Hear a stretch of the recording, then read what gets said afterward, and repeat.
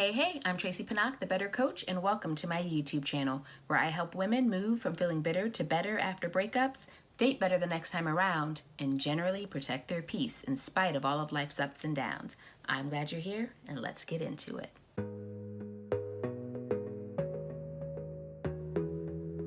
I love a good rom-com like anybody else, particularly like in the book form. But the friends to lovers trope, let's talk about why that doesn't generally work in real life. I really want to talk about this because when I work with clients on dating and kind of healing from past relationships or past breakups and things like that, this theme comes up for a lot of people around the reality that they've never really dated, truly casually dated people in order to really vet them and get to know them, because they have had people who have always been in their orbit. So friends who they've enjoyed spending time with, or who they've become emotionally attached to, or who they trust. And so therefore they take these friends and like kind of pull them into their dating pool after a breakup. That person happens to be around, they have a good rapport, and then they start to explore a romantic relationship. Now, this can be easy, but it's not usually the best idea. Here's why. This can be a very easy way for people to fall into relationships and to committed situations that don't end up being very good for them, because some of the foundations are there. So this is a friend who they find physically attractive. They trust this person because they've known them for a while or they've gotten to know them intimately. They have a good time with this person. They laugh with this person. This person's their friend. So it seems natural to go into something romantic with them. If both people are interested, let's do it, right? No. What we often come to find when we go from a friendship to a romantic relationship with someone is our expectations of them shift. The reality is we don't have the same expectations of our friends that we do of romantic partners. And that makes sense because when we're talking about a committed romantic relationship that's intended to be long-term, then we have expectations of that person that relate to building a life with them. Of course, fulfilling romantic relationships have a lot of the elements and expectations of friendships, such as you want the person to be kind and you enjoy, you have a good time with them and you like spending time with them, and all of these other things that you would want from a friend, someone who's respectful and who you can count on, who's reliable. So those things foundationally are a part of any healthy, fulfilling romantic relationship. But there are also all of these other expectations for a committed romantic relationship that we don't have for friendships.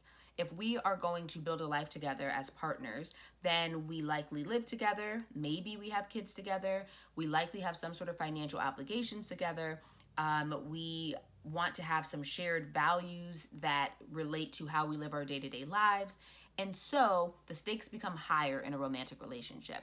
So the problem with going from friends to lovers is when we don't do the proper vetting that we should when it comes to choosing to commit to someone. So the reality is that choosing to go into a romantic relationship with a friend needs to follow much of the same process that you would follow when choosing to go into a romantic relationship with someone who was previously a stranger.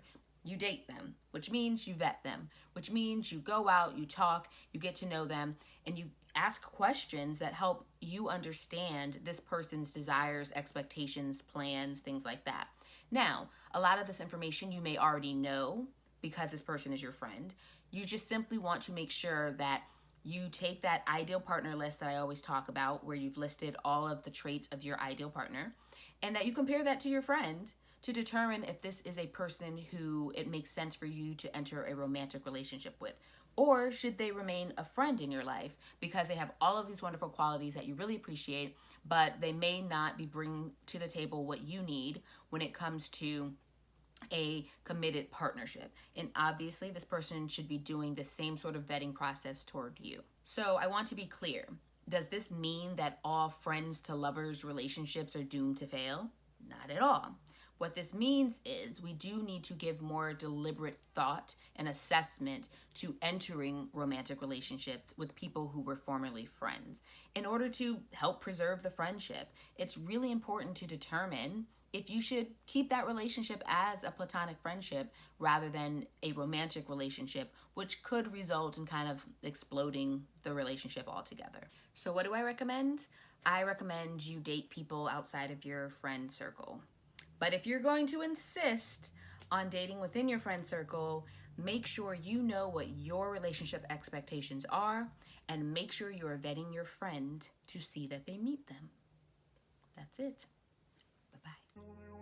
Thanks for watching, and don't forget to click the link to join my email list. See you soon. So hard to say goodbye to yesterday. So don't let it happen to your friendships.